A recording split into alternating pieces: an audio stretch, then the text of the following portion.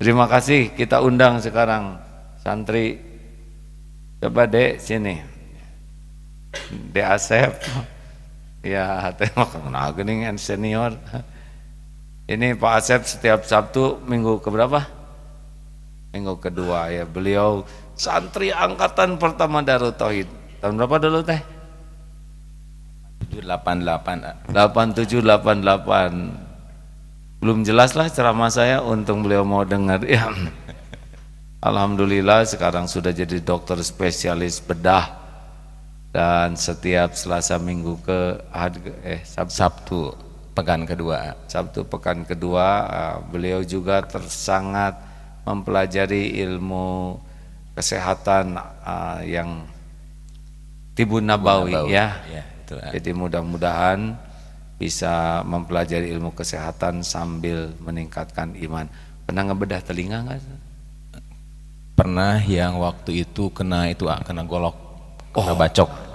Jadi ada apa namanya mau merebut motor gitu, seperti geng motor gitu. Kemudian menghindar, si korban itu nggak pakai helm. Jadi dari telinga atas sampai ke bibir. Robek. Waktu itu robek gitu. Terus dijahit atau? Dijahit, mohon dijahit gitu. Nah ini kenapa kalau luka diperban? Sebetulnya perban itu hanya untuk menutup, Pak. Menutup ya. Untuk menutup supaya tidak ada kontaminasi ataupun ada kotoran-kotoran dari luar, sebetulnya lebih ke arah sana. Jadi yang asli itu yang memperbaiki itu dirinya sendiri ya? Ya, jadi yang menyembuhkan itu bukan obat, bukan juga kalau luka kasih betadin. Betadin itu bukan untuk menyembuhkan luka, tapi betadin itu adalah obat antiseptik biar kumannya itu mati dan tidak menyembuhkan luka. Jadi si luka itu self healing syariatnya ya, atau menyembuhkan dirinya sendiri lambat laun gitu? Iya, jadi penyembuhan luka itu teorinya banyak, lumayan rumit juga, tidak sederhana. Yang sederhana yang karena ini bukan kuliah kedokteran. Iya. Jadi setiap ada luka maka ada respon dari tubuh untuk mengangkut berbagai macam properti, berbagai macam bahan baku gitu ke daerah luka tersebut.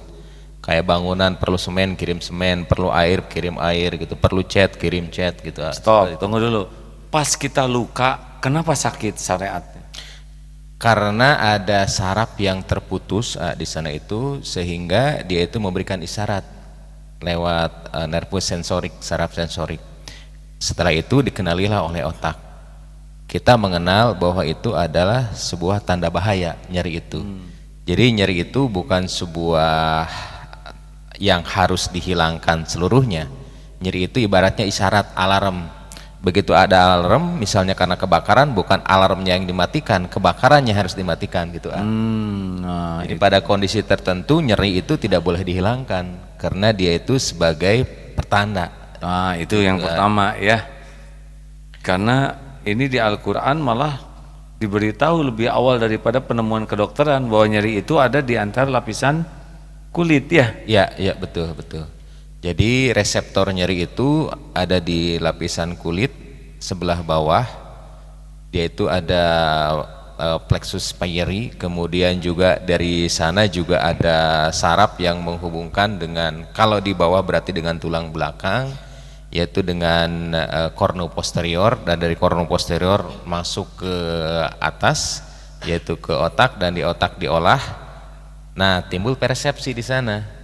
Persepsinya tergantung, misalnya kalau pernah kacugak paku payung, pada saat yang sama dia misalnya nginjak lagi paku payung, sudah kebayang, oh ini kaki nyeri kemungkinan kacugak ku paku payung gitu. Jadi persepsi di otak itu selalu dia tuh ngambil data, folder-folder yang bersamaan akan dikumpulkan dalam proses berpikir gitu. Wah, ini timbul persepsi namanya itu.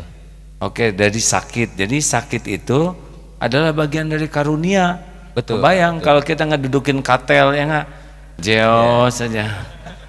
Nah, tahu-tahu tutup jeos ya nggak, pas jalan.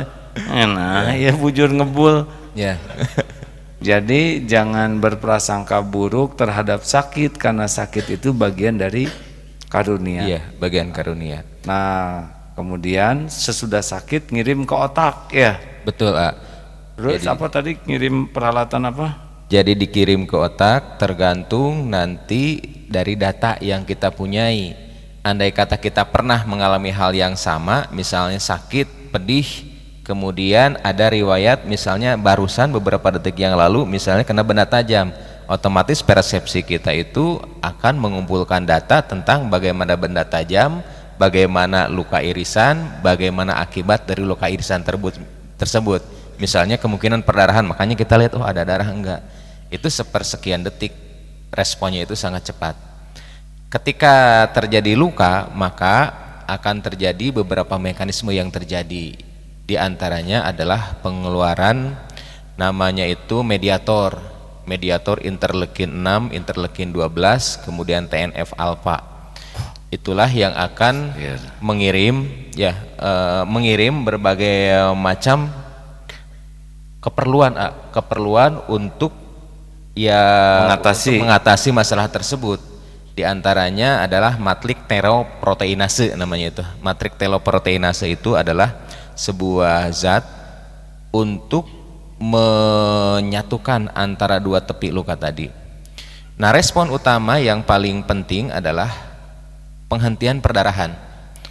Jadi pembuluh-pembuluh darah yang terputus akibat tersayat tersebut, ujung-ujungnya itu akan terjadi bekuan darah, yaitu Tanpa kita ngerti ini tanpa kita ngerti, tanpa kita minta juga. Kalau berdoa dulu kayaknya mungkin lama. Ya Allah, berhentikan pembuluh darah yang terputus, ada 80 dari ketiga ya Allah, sebelah kanan 30, sebelah kiri misalnya 30 sekian, keburu ngocor pembuluh darahnya. Jadi tanpa kita minta, tanpa kita doa, Allah sudah hentikan tuh.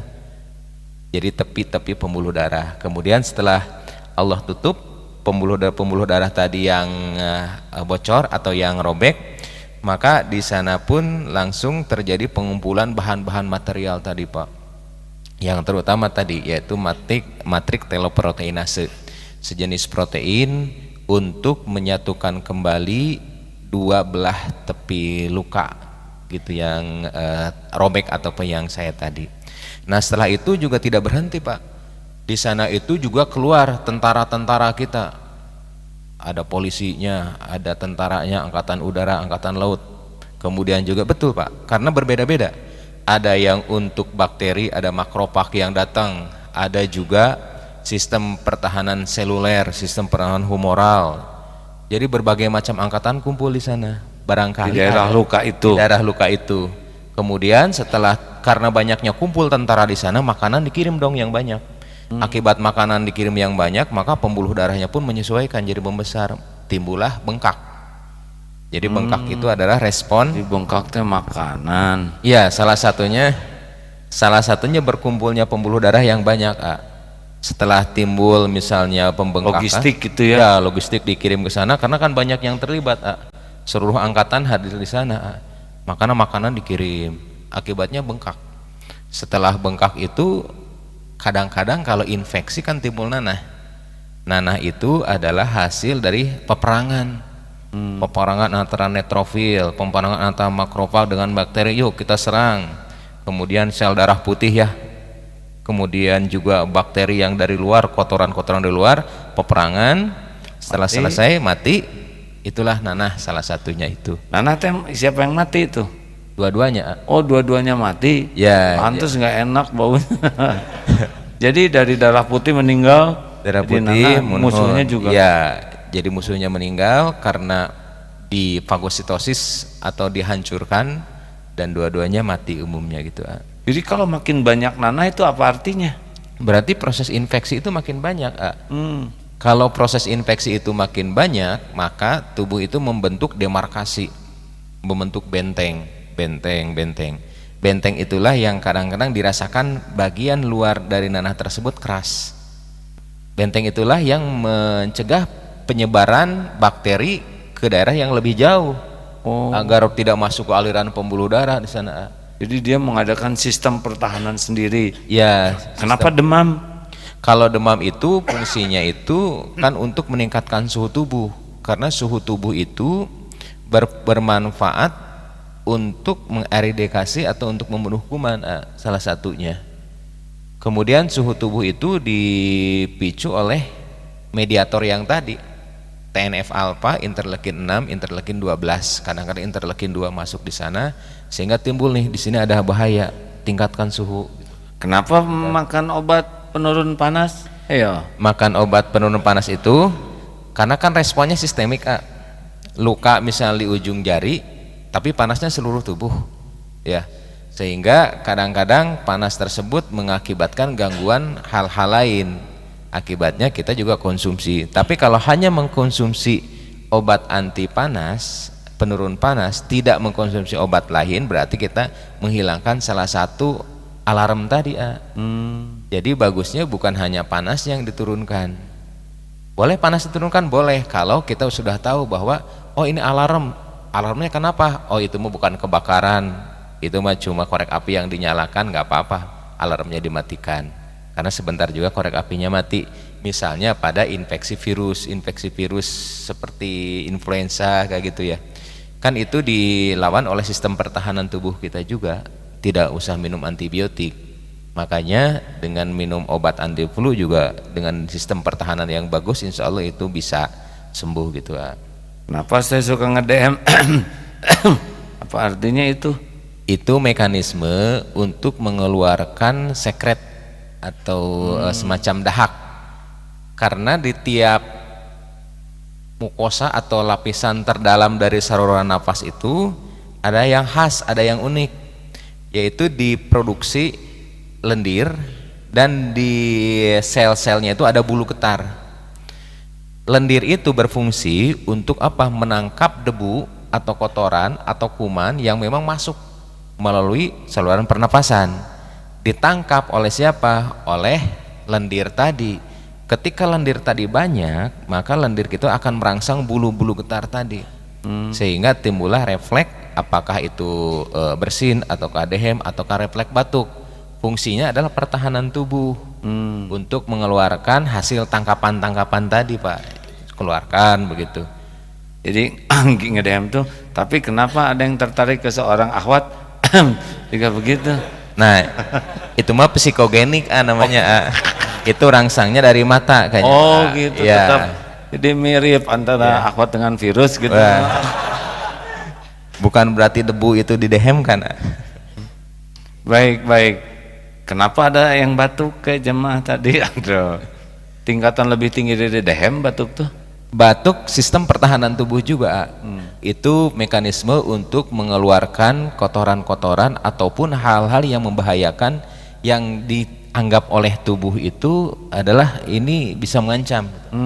Timbullah refleks batuk. Dan refleks batuk itu rumit, tidak sederhana. Kan. Jadi pertama itu ada rangsang, ketika ada rangsang kita inspirasi, yaitu menarik udara sebanyak-banyaknya ke dalam paru-paru. Setelah itu harus stop dulu, tidak dikeluarkan. Setelah stop tidak dikeluarkan, kemudian epiglotis akan menutup dengan rapat. Setelah menutup dengan rapat seperti itu, baru yang tadinya kumpulan udara yang banyak itu dikeluarkan secara tiba-tiba, sehingga timbul seperti ledakan gitu. Karena kalau misalnya tidak tiba-tiba keluarnya sedikit-sedikit, nggak akan dia itu bisa meloncatkan atau mendorong hal-hal yang memang berbahaya tadi gitu. Kalau gitu batuk tidak boleh di hadapan orang karena kita memindahkan kuman itu ke dia, bukan? Ya betul. Makanya etikanya. Tapi kalau dibekam dia masuk lagi, kan ada yang pakai masker. Makanya bagaimana pakai saluran gitu batuk? Etikanya batuk itu ditutup gitu. Batuk bersin juga betul, dan kita disunahkan untuk bersyukur. Kenapa? Karena dengan batuk itulah lebih dari ratusan ribu bahkan jutaan kuman itu dikeluarkan tanpa kita sadari. Jadi kasihan yang batuk jadi terdakwa ya. Kalau bersin gimana? Kenapa bersin tuh kok enak kalau sekali dua kali ya? Ini jebet gitu. Itu apa artinya tuh menurut Anda? Jadi saya termasuk yang bersinnya keras ya. Hati ini kenyang, wow, pada loncat sukses gitu. Gimana bisa begitu? Dan betapa handeulnya bilang ya, kalau bersin itu nggak jadi gitu. Makanya ya kan? Salah satu hak muslim kepada muslim adalah kalau ada yang bersin mengucapkan alhamdulillah, kita doakan ya Yarhamukallah. Ya. Ya. Jadi bersin itu tahapannya lebih dahsyat daripada batuk. Karena dengan bersin itu kalau kekuatan itu 4 kali rata-rata sampai 5 kali dari batuk. Dari batuk tertinggi. Jadi tahap tingkat energi yang diperlukannya. Kecepatannya juga kayaknya beda tuh ya. Betul. Nah, kalau bersin itu biasanya dipicu dari mulai hidung sampai ke tenggorokan. Jadi kalau misalnya ada sesuatu dari hidung sampai tenggorokan, kemungkinan rangsang yang akan muncul itu yang paling ringan itu dehem, kemudian yang paling tinggi itu adalah bersin. Nah, kalau sedikit kecepatan bersin adalah 70 meter per detik atau 250 km per jam. Itu makanya cuman sekali. Kalau iya kan bisa terlempar gitu. Lempar ini ya kan? Kayak roket gitu yang. Berarti setengah dari Shinkansen gitu ya, dari kereta cepat. Itu kalau bersin tuh begitu hebatnya ya. Iya betul. Jadi mekanismenya adalah hampir sama seperti batuk. Tekanan yang diperlukan itu lebih dari 4 kali dari tekanan batuk, dan dikeluarkan itu temponya lebih singkat daripada batuk. Kalau batuk bisa berulang-ulang, bisa pendek, tapi kalau bersin 1 kali, tapi kekuatannya lebih tinggi daripada batuk. Artinya memang kemungkinan bahaya yang diterima oleh tubuh dikeluarkan dengan mekanisme yang lebih besar, dengan harapan bahwa rangsangan yang menimbulkan bahaya tersebut dengan mudah untuk keluar. Tapi biasanya sudah bersin jadi flu tuh. Ada bersin yang memang timbul karena rangsangan virus sebelumnya. Ada juga karena rangsangan suhu. Ada juga karena rangsangan mikroorganisme, atau bisa juga karena rangsangan benda-benda kecil seperti debu atau serbuk sari bunga. Ada juga orang yang kena serbuk sari bunga itu dia itu bersin, Pak. Tapi kalau misalnya bersin jadi flu, berarti yang memicu terjadinya bersin itu kemungkinan karena adanya infeksi gitu. Jadi bersin sendiri tidak menyebabkan flu, tapi penyebab bersin itulah yang kemungkinan menimbulkan bersin, yaitu berupa virus umumnya. Nah, flu teh kenapa suka banyak yang nyalahin? Ya cuaca ngaco ya flu, tapi tetap aja cuman sebagian yang sehat-sehat. Kenapa pakai flu segala? Sebagian besar flu itu penyebabnya adalah virus. Makanya kalau virus itu kaitannya erat dengan daya tahan tubuh. Karena virus itu dibunuhnya itu adalah oleh tentara dan pasukan yang ada di dalam tubuh kita. Andai kata sistem pertahanan tubuh kita itu sedang menurun, apakah karena exercise yang terlalu tinggi dibandingkan dengan energi yang masuk, ataukah ada beban psikis yang terlalu banyak, ataukah misalnya ada beban-beban tertentu dalam pikiran ataupun pekerjaan kita sehingga sistem pertahanan tubuh turun.